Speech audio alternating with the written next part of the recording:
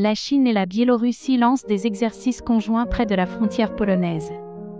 Le 8 juillet, les troupes chinoises et biélorusses ont entamé des exercices militaires conjoints près de Brest, en Biélorussie, à 5 km de la frontière polonaise. Ces manœuvres, sous le nom de code « Attaque Falcon », dureront jusqu'au 19 juillet.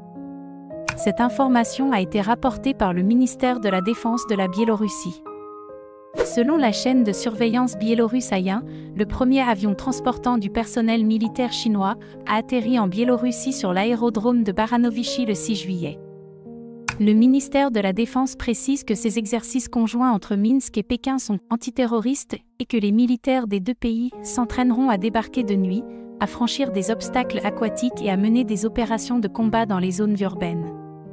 Le général de division Vadim Denisenko, commandant des forces spéciales des forces armées biélorusses, a déclaré que les Chinois et les Biélorusses ne s'entraîneraient pas dans des unités séparées, mais ensemble.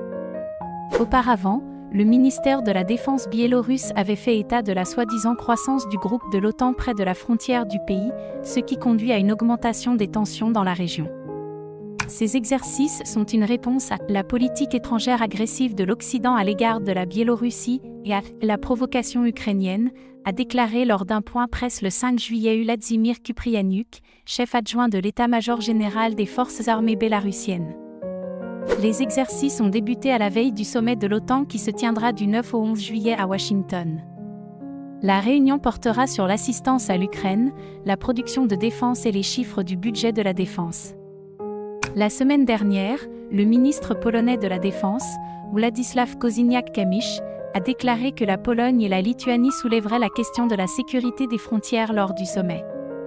Une guerre hybride se déroule à la frontière entre la Pologne et le Bélarus, ainsi qu'aux frontières de la Lettonie, de la Lituanie et de l'Estonie, a déclaré M. Kosiniak-Kamysz, qui a ajouté « Il y a une guerre hybride à la frontière entre la Pologne et le Bélarus, ainsi qu'aux frontières de la Lettonie, de la Lituanie et de l'Estonie. » Le 4 juillet, le Bélarus est devenu officiellement le 10e État membre de l'Organisation de coopération de Shanghai, OCS.